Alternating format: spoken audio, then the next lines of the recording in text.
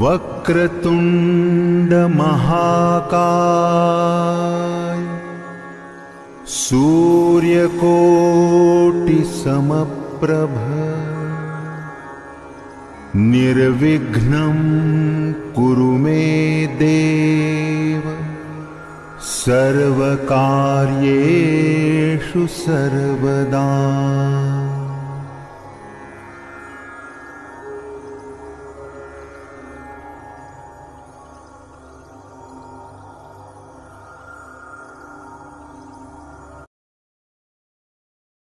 माननीय कलेक्टर महोदय जी द्वारा चलाई गई 45 दिवसीय कार्य योजना में अध्याय 3 दो चर वाले रैखिक समीकरण के वस्तुनिष्ठ प्रश्नों का संग्रह में आपका स्वागत है। यदि आपको वीडियो पसंद आता है तो लाइक एंड सब्सक्राइब जरूर करें ताकि आपको न्यू वीडियो अपलोड होते ही मिल जाए। धन्यवाद। कार्य योजना 45 दिवस में आप सभी का स्वागत है। आज हम अध्याय 3 दो चर वाले रैखिक समीकरण के वस्तुनिष्ठ प्रश्नों के बारे में चर्चा कर रहे हैं। पहला प्रश्न दिया गया है कि रैखिक समीकरण की घात कितनी होती है। तो रैखिक समीकरण की घात कितनी होती है? उत्तर हम जानते हैं कि रैखिक समीकरण में घात 1 होती है। चाहे दो चर वाला हो चाहे एक चर वाला हो, सदैव रैखिक समीकरण की घात कितनी होती है? 1 होती है। क्वेश्चन नंबर दूसरा है कि दो चर वाले रैखिक समीकरण का मानक रूप क्या है। दो चर वाले रैखिक समीकरण का मानक रूप क्या है? तो उत्तर हम लिख देंगे, उत्तर ax plus B Y plus C बराबर 0, कॉमा लगा देंगे। यहाँ पर लिखेंगे जहाँ यदि a बराबर अपन 0 रख देंगे तो फिर एक चर वाला बन जाएगा, इसलिए a बराबर नहीं है 0, कॉमा b बराबर नहीं है 0। तो ये हमारा क्या कहलाएगा? दो चर वाले रैखिक समीकरण का मानक रूप कहलाएगा। इसके बाद क्वेश्चन नंबर तीसरा है आपका कि एक चर वाले रैखिक समीकरण का मानक रूप क्या है। एक चर वाले रैखिक समीकरण का मानक रूप क्या है? तो उत्तर लिख देंगे ax प्लस b बराबर 0। ये किसका है? एक चर वाले रैखिक समीकरण का मानक रूप है।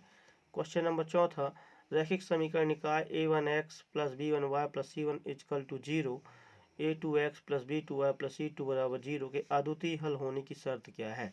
पूछ रहा है कि आप बताइए कि अद्वितीय हल होने की शर्त क्या होती है। तो उत्तर आएगा आपका a1 बटे a2 बराबर नहीं है b1 बटे b2। जब अद्वितीय हल होती है तब रेखा कौन सी होती है? हमें मालूम है कि रेखा कैसी होगी, इसमें प्रतिच्छेदी रेखा होती है। कैसी रेखा होती है? प्रतिच्छेदी। और यदि हल पूछेगा तो कैसा होगा हल? इसका संगत हल होगा। यदि आपसे हल पूछता है तो आपको हल क्या बताना है कि संगत हल होता है। क्या होता है? संगत हल होता है। इसके बाद क्वेश्चन नंबर 5वां, रैखिक समीकरण निकाय a1x plus b1y plus c1 equal to 0, a2x plus b2y plus c equal to 0 में कोई हल ना होने की शर्त क्या है। तो कोई हल ना होने की शर्त लिख रहे हैं, उत्तर a1 बटे a2 बराबर b1 बटे b2 बराबर नहीं है c1 बटे c2 की। ये कोई हल ना होने की शर्त है।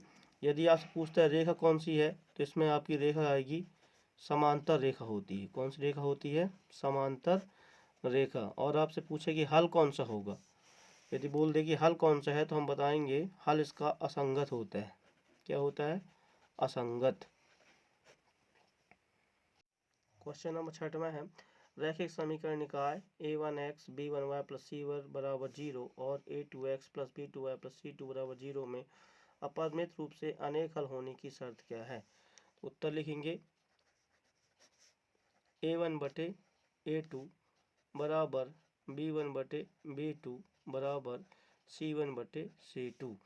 यदि आपसे पूछे कि रेखा कौन सी है तो हम बताएंगे इसमें रेखा होती है संपाती।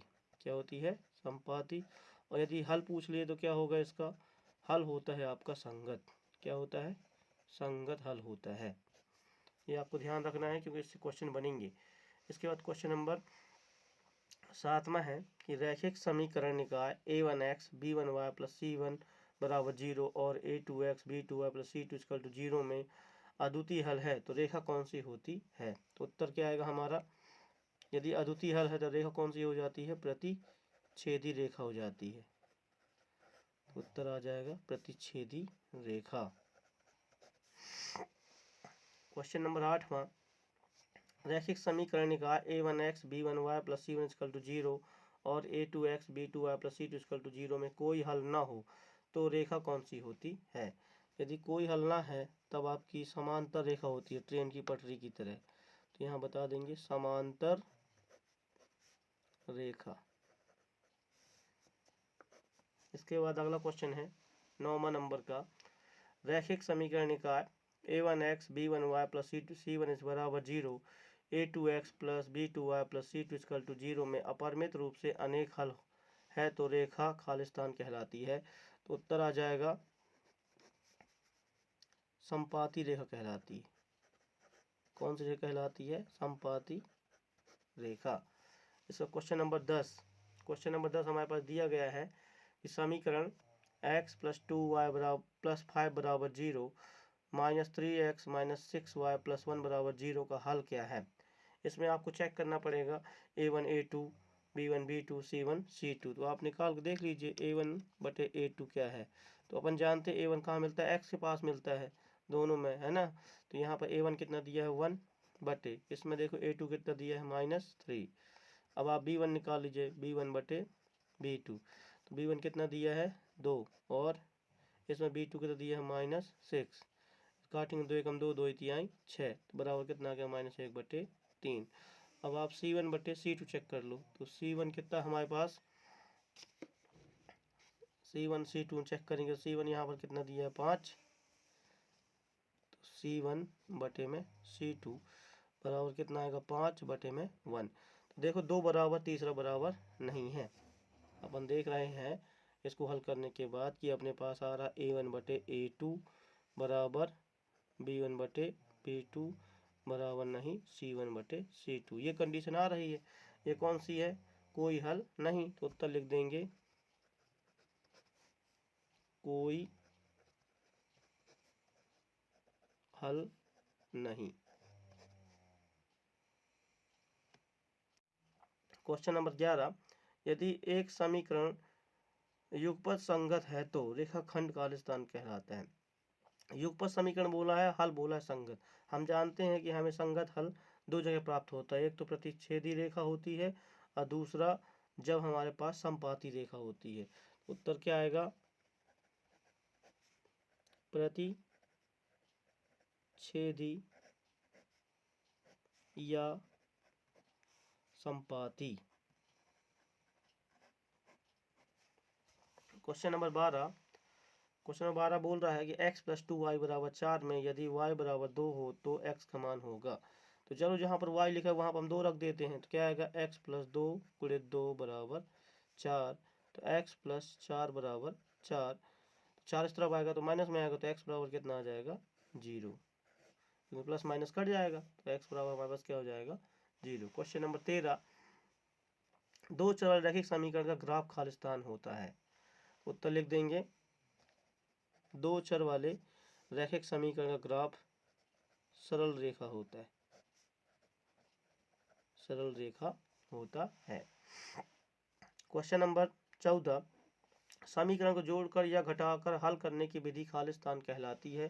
तो उत्तर आ जाएगा आपका विलोपन विधि कहलाती है, विलोपन विधि कहलाती है। Question number 15, ax plus B Y plus C बराबर 0 के समीकरण खालिस्तान होते हैं। इसे अपन क्या बोलते हैं, रैखिक युगपत समीकरण कहते हैं। उत्तर आ जाएगा हमारे पास रैखिक युगपत समीकरण होते हैं। क्वेश्चन नंबर 16 है, समीकरण x प्लस वाई बराबर 5 में यदि x बराबर 3 हो तो y का मान क्या होता। चलो देखते हैं, x बराबर 3 रख देते हैं, तो 3 प्लस वाई बराबर 5। 3 इस तरफ आएगा तो माइनस में आएगा, पक्षांतर करेंगे तो y बराबर 5 माइनस 3 हो जाएगा, तो y बराबर के पास कितना आ जाएगा 2। आंसर कितना होगा 2 होगा। क्वेश्चन नंबर 17, समीकरण 2x प्लस वाई बराबर k में x बराबर 2 y बराबर 1 है तो k का मान क्या होगा। तो देखिए जहाँ पर x है वहाँ पर अपन को 2 रखना है, और जहाँ पर y लिखा है वहाँ पर कितना लिखना है 1 रखना है। तो क्या आएगा 2 गुणित 1 प्लस y की जगह कितना लिख देंगे 1। x का मान कितना बोला है 2, तो अपन यहाँ पर कितना रखेंगे 2 रखेंगे। तो 2 गुणित 2 प्लस 1 बराबर k, 2 दूनी 4 और 1 जोड़ देंगे कितना आएगा 5। तो k बराबर क्या आ जाएगा आपके पास 5 आ जाएगा। क्वेश्चन नंबर 18, यदि रेखा x अक्ष में काटे तो खाली स्थान होता है। यदि रेखा x अक्ष में काटे तो y अक्ष का मान क्या होता है 0 होता है। यदि रेखा x अक्ष में काटे तो खाली स्थान प्राप्त होता है, तो y अक्ष क्या होता है हमारा 0 होता है। इसके बाद क्वेश्चन नंबर 19 है, यदि रेखा y अक्ष में काटे तो खाली स्थान होता है, तो उत्तर आएगा x अक्ष 0 होता है।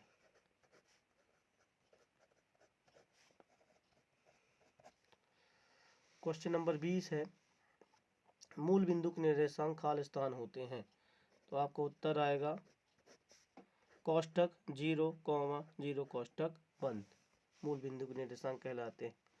इसका क्वेश्चन नंबर 21 है कि दो समांतर रेखाएं का कोई हल नहीं होता है, तो उत्तर आएगा सत्य।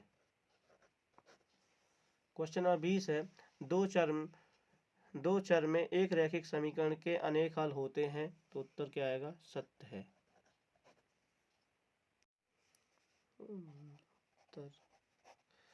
दो चर वाले रैखिक समीकरण ग्राफ खाली स्थान होता है, तो उत्तर आएगा हमारा सरल रेखा। ग्राफ हमेशा सरल रेखा प्राप्त होता है, चाहे दो चर वाला हो और चाहे एक चर वाला रैखिक समीकरण हो। क्वेश्चन नंबर 24, समीकरण 2x प्लस वाई बराबर 5 में x बराबर 1 हो तो y का मान खाली स्थान होगा। तो x की जगह अपन 1 रख देंगे तो क्या आएगा 2 गुणित 1 प्लस वाई बराबर कितना आएगा 5। तो 2 एकम 2, फिर 2 को ट्रांसफर करेंगे तो माइनस में आएगा, तो y बराबर कितना आएगा 5 माइनस 2, तो y का मान कितना हो जाएगा y बराबर 3। तो आपको उत्तर कितना आ जाएगा 3। क्वेश्चन नंबर, 2 अंकों वाली संख्या में इकाई का अंक x व दहाई का अंक y है तो संख्या क्या होगी। तो आपको क्या बोलता है दहाई का अंक y, दहाई मतलब 10, तो अपन को संख्या बनाना है, तो संख्या बराबर क्या होता है 10 गुणित दहाई का अंक प्लस इकाई का अंक। 10 का गुणा दहाई के अंक साथ करना है, इकाई को जोड़ देना है। तो 10 दहाई का अंक कितना है y, तो 10y प्लस इकाई का अंक कितना x, तो x। तो संख्या क्या बन गई आपकी 10y प्लस x, ये आ गई संख्या। इसी क्वेश्चन को घुमा देता, यदि आपसे बोल देता कि 2 अंकों वाली संख्या में इकाई का अंक y व दहाई का अंक x है तो संख्या क्या होगी। तो 10 का गुणा किसके साथ होता x के साथ होता और y जुड़ जाता, तो क्या बन जाता 10x प्लस वाई। परंतु यहाँ पर बोला है इकाई का अंक x और दहाई का अंक y, तो संख्या क्या होगी। तो हम जानते हैं 10 का गुणा दहाई के अंक साथ करेंगे, इकाई को जोड़ देंगे, तो 10 दहाई का अंक कितना है y और प्लस इकाई का अंक कितना है x, तो संख्या बन जाएगी 10y प्लस x। यदि आपको वीडियो पसंद आता है तो लाइक एंड सब्सक्राइब जरूर करें ताकि आपको न्यू वीडियो अपलोड होते ही मिल जाए। धन्यवाद।